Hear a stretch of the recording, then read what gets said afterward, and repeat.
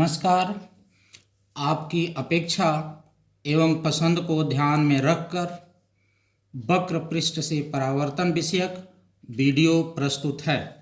वक्र पृष्ठ से परावर्तन का आशय गोली दर्पण से परावर्तन से लगाया जाना चाहिए। आइए हम गोली दर्पण के बारे में पढ़ते हैं। सबसे पहले गोली दर्पण क्या है यह हम जानना चाहते हैं। जानें सबसे पहले। किसी कांच के खोखले गोले का काटा गया वह भाग जिसके एक तल पर पारे या चांदी की कलई तथा लाल ऑक्साइड का पेंट होता है तथा दूसरा तल परावर्तक तल होता है, गोली दर्पण कहलाता है। गोली दर्पण दो प्रकार के होते हैं, एक अवतल दर्पण, दूसरा उत्तल दर्पण। इसको समझ लेते हैं। आइए कल्पना कीजिए कि यह कांच का खोखला गोला है। इसको यदि हम काटते हैं ऐसे, तो कटने के बाद हमें इस तरह का भाग मिलता है, एक तरफ उभरा हुआ, दूसरी तरफ धंसा हुआ। इस तरह से यदि हम पारे या चांदी की कलई तथा लाल ऑक्साइड का पेंट करने का प्रयास करते हैं, यदि इस तल पर करते हैं तो यह परावर्तक तल, और इस तल पर यदि पेंटिंग करते हैं तो यह परावर्तक तल होता है। इस स्थिति में गोली दर्पण दो प्रकार के जो होते हैं उनका वर्गीकरण इस प्रकार से करते हैं।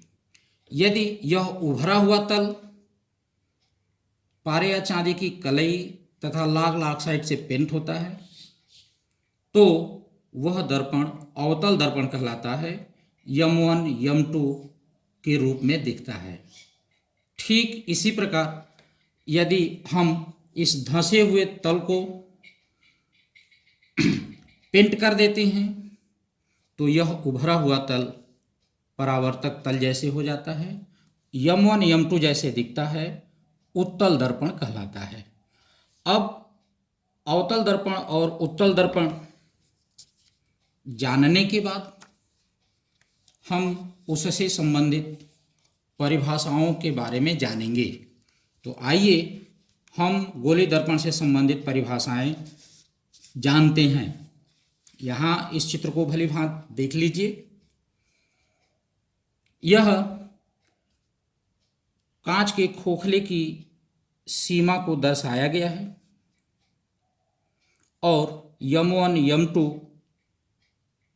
उस कांच के खोखले गोले के कटे हुए भाग से बने हुए दर्पण M1 M2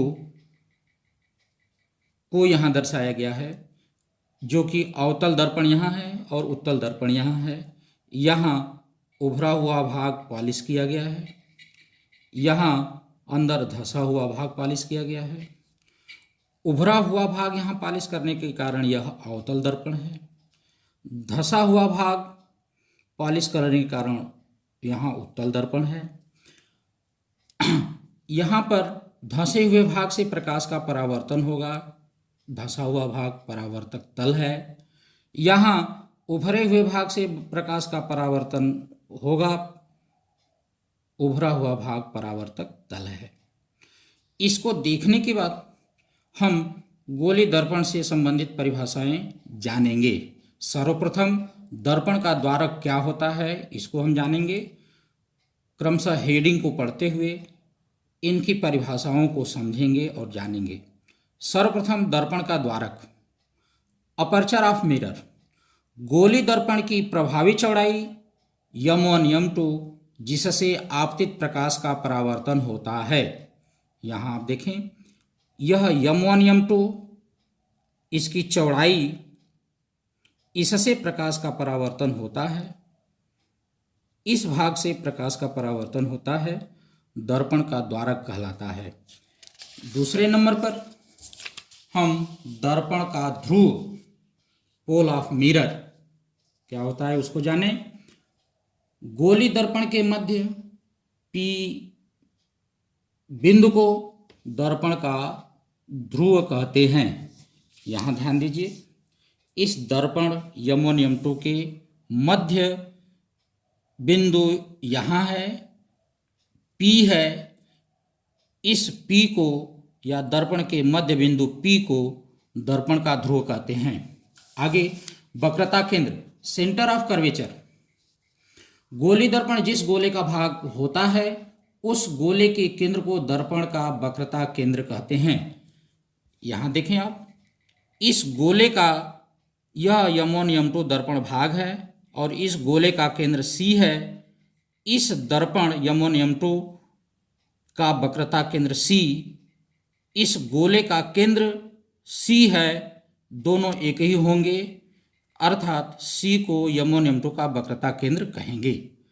इसी तरह से वक्रता त्रिज्या की बात आती है जब, तो जो गोले की त्रिज्या होती है वही इस दर्पण की वक्रता त्रिज्या होती है।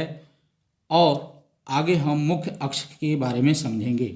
गोली दर्पण के ध्रुव P तथा वक्रता केंद्र C से होकर जाने वाली रेखा को दर्पण का मुख्य अक्ष XY कहते हैं। यहाँ आप देखें, दोनों दर्पण एक लाइन पर रखे हुए जान पड़ते हैं। इस लाइन को हम मुख्य अक्ष कहेंगे क्योंकि यह ध्रुव तथा वक्रता केंद्र से होकर के गुजर रही है, जाती है। आगे अभिलंब की बात हम करते हैं।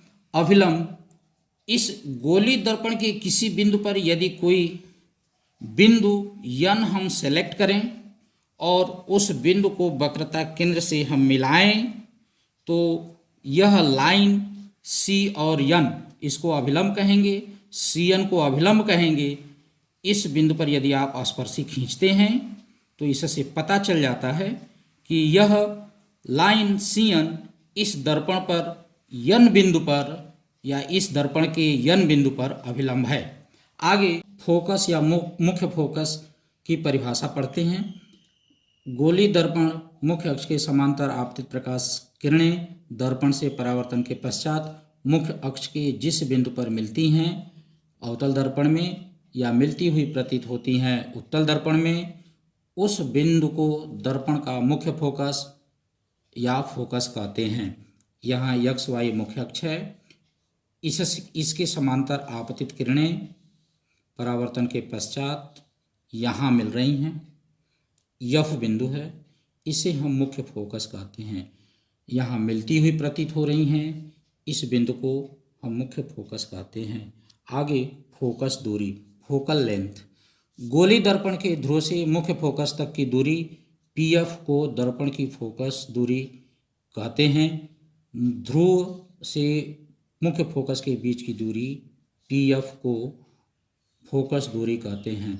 गोली दर्पण के लिए F बराबर R/2 होता है, अर्थात दर्पण की फोकस दूरी वक्रता त्रिज्या की आधी होती है। अतः गोली दर्पण की फोकस दूरी इसकी वक्रता त्रिज्या पर निर्भर करती है। आगे हम पढ़ेंगे फोकस तल। फोकस तल,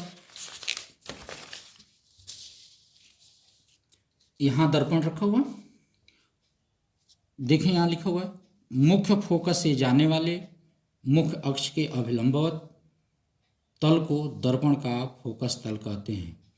देखिए, मुख्य अक्ष के अभिलंबवत, ऐसे अभिलंबवत हो गया, जो तल है उसे हम फोकस तल कहते हैं। हम दर्पण में ऐसे देखने के बाद हम अपना चित्र पाते हैं, उसे प्रतिबिंब कहते हैं। इसको समझने के लिए हम प्रतिबिंब की परिभाषा जाने, प्रतिबिंब किसे कहते हैं यह जाने। प्रतिबिंब, जब प्रकाश किरणें वस्तु के किसी बिंदु से चलकर परावर्तन या अपवर्तन के पश्चात किसी दूसरे बिंदु पर जाकर मिलती हैं अथवा दूसरे बिंदु से आती हुई प्रतीत होती हैं तो दूसरे बिंदु को पहले बिंदु का प्रतिबिंब कहते हैं। प्रतिबिंब दो प्रकार के होते हैं, वास्तविक प्रतिबिंब रियल इमेज, आभासी प्रतिबिंब वर्चुअल इमेज। इनको बाद में हम थोड़ा पढ़ेंगे, थोड़ा सा हम पढ़ना चाहते हैं। प्रतिबिंब कैसे बनता है, किस प्रकार कौन वस्तु होती है, कौन प्रतिबिंब होता है, इसको हम जानें। यहाँ से हम जान लें। देखें, यह मुख्य अक्ष है। मुख्य अक्ष पर एक वस्तु रखी हुई है ए से चलने वाली प्रकाश की किरण जो गोली दर्पण पर आपतित होती है और परावर्तन के पश्चात एफ बिंदु पर मिलती है। ए बिंदु का प्रतिबिंब एफ पर बन रहा है, अर्थात बिंदु वस्तु के रूप में जाने तो बिंदु वस्तु ए का प्रतिबिंब एफ पर बन रहा है और प्रतिबिंब वस्तु एफ है। अब इसके बाद हम वास्तविक प्रतिबिंब और आभासी प्रतिबिंब के बारे में जानते हैं। वास्तविक प्रतिबिंब, यदि किसी बिंदु वस्तु से चलने वाली प्रकाश की परावर्तन या अपवर्तन के पश्चात किसी दूसरे बिंदु पर वास्तव में मिलती हैं तो दूसरे बिंदु पर बने प्रतिबिंब को बिंदु वस्तु का वास्तविक प्रतिबिंब कहते हैं। इस प्रतिबिंब को पर्दे पर प्राप्त किया जा सकता है। आभासी प्रतिबिंब, यदि किसी बिंदु वस्तु से चलने वाली प्रकाश की किरणें परावर्तन या अपवर्तन के पश्चात किसी दूसरे बिंदु पर वास्तव में नहीं मिलती हैं बल्कि दूसरे बिंदु से आती हुई प्रतीत होती हैं तो इस बिंदु पर बने प्रतिबिंब को बिंदु वस्तु का आभासी प्रतिबिंब कहते हैं। इस प्रतिबिंब को पर्दे पर नहीं प्राप्त किया जा सकता है, केवल फोटो लिया जा सकता है। अवतल दर्पण में वास्तव में किरणें परावर्तन के पश्चात यह बिंदु पर मिल रही हैं, यहाँ यह बिंदु से आती हुई प्रतीत हो रही हैं। यहाँ वास्तविक प्रतिबिंब बनेगा, यहाँ आभासी प्रतिबिंब बनेगा। आगे हम पढ़ते हैं दर्पण से दूरियां मापने की निर्देशांक ज्यामिति चिन्ह परिपाटी। निश्चित रूप से हम वस्तु स्थिति, प्रतिबिंब स्थिति, आकार एवं प्रकृति के बारे में जानने के लिए दर्पण से दूरियां मापने की निर्देशांक ज्यामिति चिन्ह परिपाटी का उपयोग करते हैं। इस चित्र को आप देखें और इसमें स्पष्ट रूप से दिख रहा है कि नापी गई समस्त दूरियां दर्पण के ध्रुव से आपतित किरण तथा मुख्य अक्ष के ऊपर की दिशा में धनात्मक होती हैं एवं दर्पण के ध्रुव से आपतित किरण की दिशा के विपरीत तथा मुख्य अक्ष के नीचे की दिशा में दूरियां ऋणात्मक होती हैं। अर्थात यदि हम निर्देशांक ज्यामिति में दर्पण को रख दिया जाए और समस्त दूरियां ध्रुव P से मापी जाएं, ध्यान रहे समस्त दूरियां ध्रुव या बिंदु P से मापी जाती हैं, ध्रुव से मापी जाती हैं। आपतित किरण की दिशा में मुख्य अक्ष की ऊपर की दिशा में सारी दूरियां धनात्मक मापी जाती हैं।